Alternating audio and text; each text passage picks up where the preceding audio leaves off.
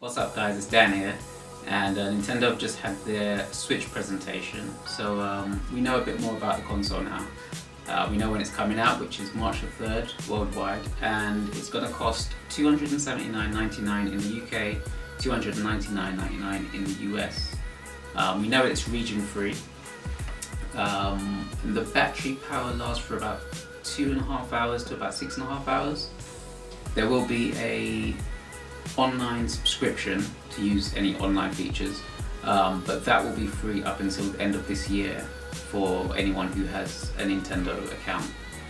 We do know that Legend of Zelda Breath of the Wild is going to be coming as a launch title, as well as a multiplayer party game which is called 1-2 Switch, which sees players each taking one of the Joy-Cons, the left and right Joy-Con, and sort of having like standoffs against each other, I guess you could say. It looks alright, you know, if you like party games. It's simple to use. It reminds me of WarioWare and sort of like a Wii Sports type title. Speaking of which, there is a title called ARMS, which is like a it reminded me of Punch-Out, but it seems more faster and it's a lot more perhaps skill based. I'm not sure if that's the word, but it looks quite good. It looks really good. That will be coming sometime this year.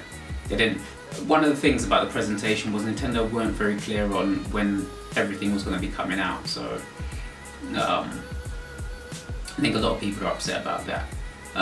Also, the lineup so far, the launch lineup so far, seems a little bit sparse, so we'll have to wait and see if any more developments happen with that. But at the moment, it's Breath of the Wild, which is coming out at launch, and 1-2 Switch. Also know that Mario Kart 8 Deluxe is coming out this year. I believe April the 28th is the date that it's been set to come out, and that features a few new tracks, a few new characters, and they've revamped the multiplayer battle mode, which is really good because the Wii U version just wasn't playable. It was terrible. So that's good that they've sort of brought back the classic feel of Mario Kart 8 battle mode. Mario Kart battle mode, should I say. Skyrim's coming out for the Switch, as well as a few other games: Xenoblade Chronicles 2, Splatoon 2, Super Bomberman R, Sonic Mania, Fire Emblem's Warriors, a game by Suda51 which is going to star Travis Touchdown. He didn't say it was No More Heroes, so we'll just have to wait and see what title he's working on, really. And a new Super Mario game called Super Mario Odyssey, which looks really good. Going into the presentation, I was cautiously optimistic about what they were going to show, but I sort of thought it's a new console. The Wii U didn't do as well as they wanted it to. They need to come out with something strong. I'm not quite sure they've done that. When I was watching the presentation, I was really happy for it. I was really excited for the games that were coming out, and then by the end I sort of sat there thinking about it more and more, and especially with the pricing for me is a slight issue. $279.99 is quite high for a console on its own, and then for the games to be around, I think I was looking on Amazon and they're about £50–60. It's quite expensive. You're paying over £300 for a console and a game. Especially this day and age where you can get a PS4 and a game for £200. It's a little bit steep, I think. The Joy-Cons on their own, I think, range between £30–40, so each side is £30–40, so that's £80 together to get a new controller. Or the Pro Controller, I think, is £70. So it's, you know, if you're looking for multiplayer, you know, play basically, then it's going to cost you quite a bit to actually get started out of the box. So that wasn't something I wasn't very happy about that one. There aren't many games coming out at launch. I mean, if Breath of the Wild is the only main title that's coming out at launch, I think that's a bit of a mistake, because you have the Wii U version, which is £40. You might as well get that if you already have a Wii U. You're better off getting that than paying over £300 for a new console just to play one game. So I think we need to see more. We need to see more games coming out at launch. Maybe there are more in the works that we don't know about yet. Again, Nintendo weren't very clear about launch dates. All we know is that Splatoon 2 is coming out in the summer of this year.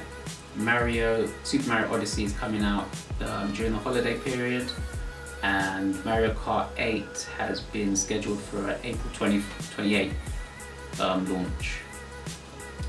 So we'll have to wait and see what other games might be coming out around the 3rd of March. I think the Switch console itself is promising. It reminds me of the 3DS.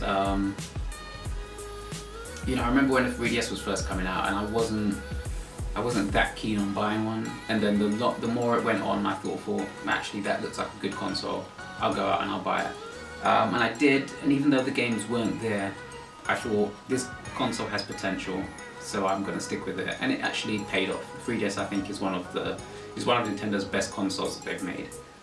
So the Switch has the potential to do well, but it needs the software. And at the moment, it's a little bit light on software, for launch anyway at least. But there are games coming out later on. We just hope that it continues to provide some good... I hope third parties don't just sort of look at it and just sort of say, okay, it's not really doing very well, we're just going to stop supporting it, because that will actually kill the console quicker. If they keep supporting it, I think people will go out and they will spend the money and buy it, just like they did for the 3DS. However, I think the price point, the $2,799 price point for the console, may put people off on a day one purchase. Maybe down the line, if it's bundled in with the game. If it was bundled in with the game, I think that would be a fair enough price to put it at. But the fact that it's just for the console on its own makes it hard. It makes it hard to sort of say, yeah, that's the console you need to go and get. In hindsight, it could have gone better. I think they could have been a bit more clearer with their the information that they were given about the games, about the online features, about the virtual console. They hardly mentioned the virtual console. Well, they didn't mention the virtual console at all, I don't think. So they need to be a little bit more, you know, open with that and sort of tell people what it is that they can expect to get. And maybe they will do, as I said, in a Nintendo Direct later on, maybe closer to the launch. But yeah, the Nintendo Switch, let me know what you think about it. Leave your comments below. If you follow me on Twitter, then you know you can also find me there, have a chat with me. But yeah, thanks for watching and see you soon.